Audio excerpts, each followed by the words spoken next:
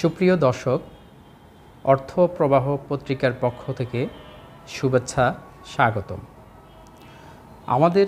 আজকের পর্বে আপনারা দেখবেন বাংলাদেশে জলবায়ু পরিবর্তনজনিত কারণে অর্থনীতির যে ক্ষয়ক্ষতি হয় সেই ক্ষয়ক্ষতি পূরণে সরকারের একটি জাতীয় প্রতিষ্ঠান রয়েছে, সেটি হচ্ছে বাংলাদেশ জলবায়ু পরিবর্তন ট্রাস্ট। আমরা এখন বাংলাদেশ জলবায়ু পরিবর্তন ট্রাস্টের কার্যক্রম নিয়ে বাংলাদেশ জলবায়ু পরিবর্তন ট্রাস্টের ম্যানেজিং ডিরেক্টর জনাব মোহাম্মদ রফিকুল ইসলামের একটি সাক্ষাৎকার আপনাদের সাথে তুলে ধরছি। জলবায়ু পরিবর্তনে বাংলাদেশ জলবায়ু পরিবর্তন ট্রাস্টের যে কার্যক্রম পরিচালিত হচ্ছে এ বিষয়ে আপনার মতামত জানতে চাই। জলবায়ু পরিবর্তন ট্রাস্ট আসলে মেইনলি আমরা জলবায়ু পরিবর্তনের ফলে জলবায়ুর পরিবর্তনের ফলে পরিবেশ এবং জীববৈচিত্র্যের যে ভারসাম্য নষ্ট হচ্ছে, একই সাথে ক্ষতিগ্রস্ত হচ্ছে মানুষের যে সমস্ত জীবিকা এবং মানুষের জীবন ধারণ অনেক জায়গায় চ্যালেঞ্জের সম্মুখীন হচ্ছে। জলবায়ু পরিবর্তন ট্রাস্ট তাদেরকে তাৎক্ষণিকভাবে প্রকল্প গ্রহণের মাধ্যমে তাদেরকে সহায়তা করার জন্য বিভিন্ন কার্যক্রম গ্রহণ করছে এবং এটা গত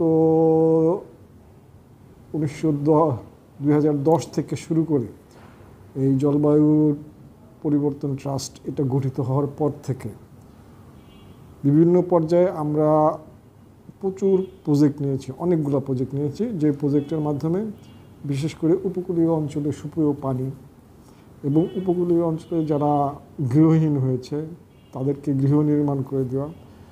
এবং বিভিন্ন জায়গায় জলবায়ু পরিবর্তনের ফলে যে জীববৈচিত্র্য ক্ষতিগ্রস্ত হয়েছে, যার কারণে বনাঞ্চল ক্ষতিগ্রস্ত হয়েছে, একই সাথে বনাঞ্চলে যে সমস্ত জীববৈচিত্র্য ছিল তাদের হ্যাবিটেট ক্ষতিগ্রস্ত হয়েছে, সেই সমস্ত জায়গায় নতুন করে বনাঞ্চল তৈরি করা, সেই সমস্ত জায়গায় নতুন করে হ্যাবিটেট রিহ্যাবিলিটেশনের যে জন্য যা করা দরকার সেগুলো জলবায়ু পরিবর্তন ট্রাস্টের মাধ্যমে এই কাজগুলো করা হচ্ছে। আমাদের মূল লক্ষ্য হলো যে সরকারি পর্যায়ে যে প্রকল্পগুলো এডিপির মাধ্যমে বাস্তবায়িত হয়ে থাকে সেই প্রকল্পের বাইরে সেই প্রকল্প গ্রহণে যেহেতু একটু দীর্ঘসূত্রিতা এবং বিভিন্ন প্রসিডিওর মধ্যে দিয়ে যেতে হয়, আমাদের প্রকল্প আমরা ওই সমস্ত ক্ষেত্রে গ্রহণ করে থাকি যেখানে মানুষের ক্ষতিগ্রস্ত মানুষকে একটু দ্রুত সহায়তা করা যায়, যার ফলে তারা বিভিন্নভাবে উপকৃত হতে পারে এবং তাদের যে সমস্ত দৈনন্দিন চলাচলের জন্য যে সমস্ত অসুবিধা তৈরি হচ্ছে, বিশেষ করে জলবায়ু পরিবর্তনের ফলে অনেকে সুপেয় পানি পাচ্ছে না, অনেকে রাস্তাঘাট নষ্ট হয়ে গেছে, অনেকে জলাবদ্ধতার কারণে তাদের বিভিন্ন ধরনের অসুবিধা হচ্ছে, এই সমস্ত অসুবিধা যাতে আমরা দূর করতে পারি এই জন্য সরকারি বিভিন্ন দপ্তরের মাধ্যমে আমরা প্রকল্প নিয়ে তাদেরকে এই সমস্ত অসুবিধা থেকে উত্তরণের জন্য চেষ্টা করে যাচ্ছি। আমাদের চেষ্টা হলো যে আমরা সত্যিকারে যারা ভালনারেবল পিপল, সত্যিকারে যারা জল পরিবর্তনের ফলে ক্ষতিগ্রস্ত হচ্ছে, আপনারা দেখলেন যে ইদানিং নোয়াখালী, ফেনী এই সমস্ত এলাকায় যে বন্যা হলো, তাৎক্ষণিকভাবে বন্যা, আকস্মিকভাবে বন্যা হয়ে দীর্ঘ সময় মানুষ জলাবদ্ধতার মধ্যে থাকলো, এগুলোর প্রকৃত কারণ উদ্ঘাটন করে এবং জলাবদ্ধতার দীর্ঘস্থায়িতা কমানোর জন্য আসলে প্রকৃতপক্ষে যে সমস্ত পদক্ষেপ নিলে এই মানুষের এই সমস্ত সমস্যা থেকে রিলিফ দেওয়া সম্ভব, তাদেরকে সাহায্য করা সম্ভব, সেই সমস্ত কারণ উদ্ঘাটনে যদি কোনো সরকারি সংস্থা এগিয়ে আসে এবং সত্যিকারে তারা যদি এই সমস্ত অসুবিধা দূর করার জন্য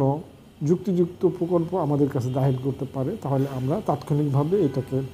প্রসেস করে এটা অনুমোদন করে এই প্রকল্পগুলো বাস্তবায়নের ব্যবস্থা গ্রহণ করছি, যার ফলে মানুষ উপকৃত হতে পারে। তো সব মিলিয়ে বলতে গেলে আসলে এখন সারা বিশ্বে জলবায়ু পরিবর্তনের কারণে সব জায়গায় ক্ষতিগ্রস্ত হচ্ছে, বিশেষ করে ক্রপস, একই সাথে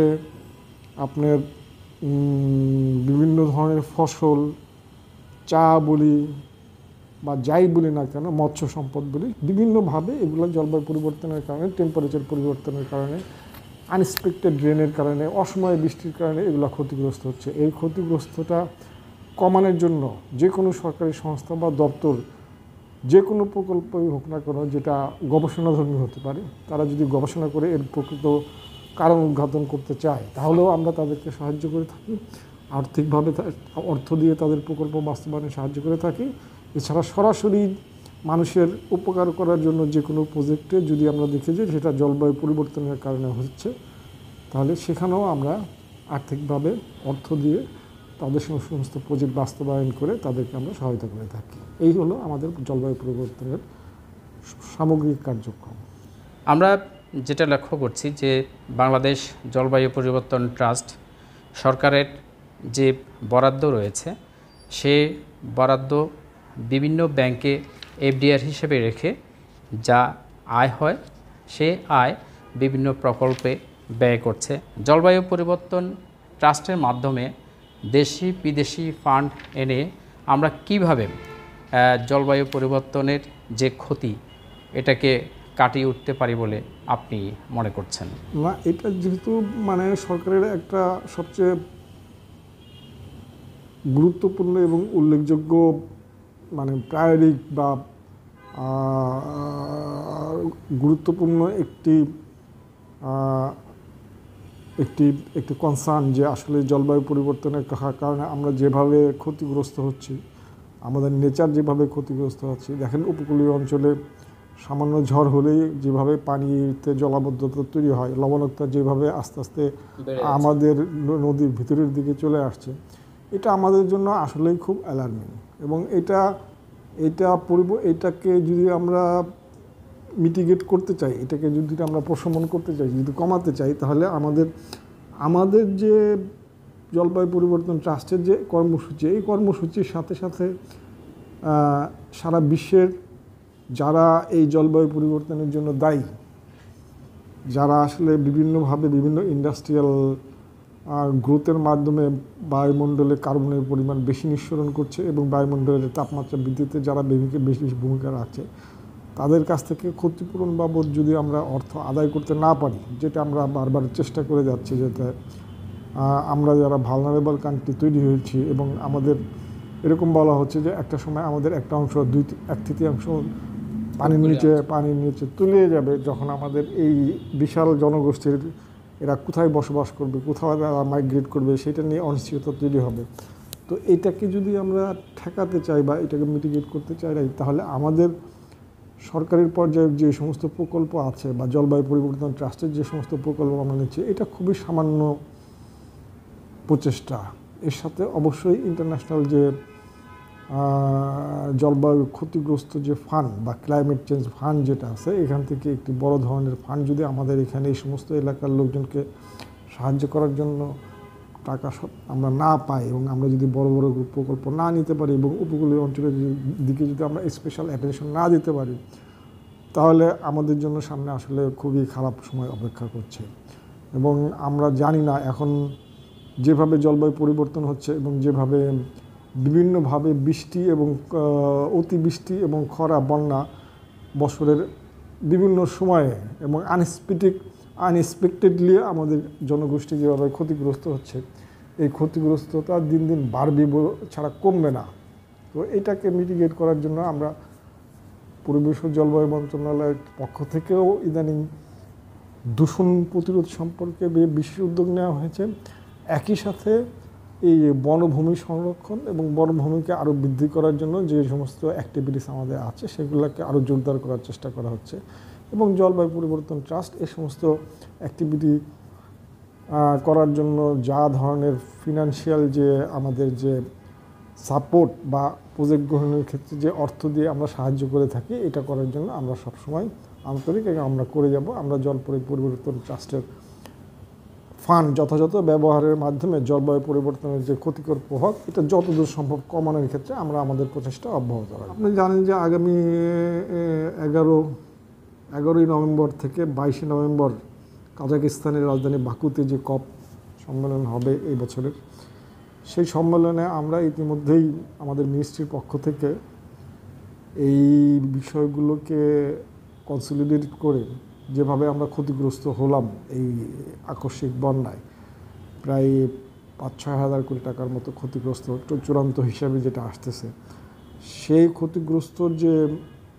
বিভিন্ন ডাইমেনশন এবং সেটা কিভাবে আমরা ক্ষতিগ্রস্ত হলাম সেগুলোও আসলে এজেন্ডা হিসাবে আমরা কপে উপস্থাপন করব। আলটিমেটলি এখান থেকে আসলে আমরা যেভাবে আর্থিকভাবে সাহায্য পেতে পারি সেভাবে আমরা এখনও পাচ্ছি না। মানে হয় আমাদের ইন্টারন্যাশনাল যে কমিউনিটি, যেগুলো উন্নত দেশ আছে এবং এই ফান্ডগুলো যারা ম্যানেজমেন্ট করে, তারা আসলে এখনও ওইভাবে যে জলবায়ুর পরিবর্তনের যে ক্ষতিগ্রস্তর কারণে আমরা যে ক্ষতিগ্রস্ত হচ্ছি এবং বিশালভাবে ক্ষতিগ্রস্ত হচ্ছে, এটা আমরা বারবার বলে যাচ্ছি ইন্টারন্যাশনাল ফোরামে, কিন্তু আলটিমেটলি যে পরিমাণ বরাদ্দ বা যে পরিমাণ আর্থিক ফ্লো আমাদের দেশে আসার কথা এটা মিটিগেশন করার জন্য, এটা আমরা এখনও আমাদের দেশে আসছে না। তো এই জন্য আমরা কপ সম্মেলনে এই বিষয়গুলোকে আরও নতুনভাবে উপস্থাপন করব এবং এগুলোর যে ডাইমেনশন এবং এগুলোর যে ভয়াবহ তার দিক দিয়ে যে আমাদের জনগোষ্ঠী বিশেষভাবে ক্ষতিগ্রস্ত হচ্ছে সেটা তুলে ধরার চেষ্টা করব এবং আশা করি যে এই বিষয়গুলো প্রভাব বিস্তার করবে ভবিষ্যতে, যাতে আমরা জলবায়ু পরিবর্তনের ক্ষেত্রে ইন্টারন্যাশনাল যে ফান্ডটা, সেই ফান্ডটা যেন আমাদের দেশে আরও বেশি আসে, সে সমস্ত ক্ষেত্রে এইসব বিষয় প্রভাবিত করবে।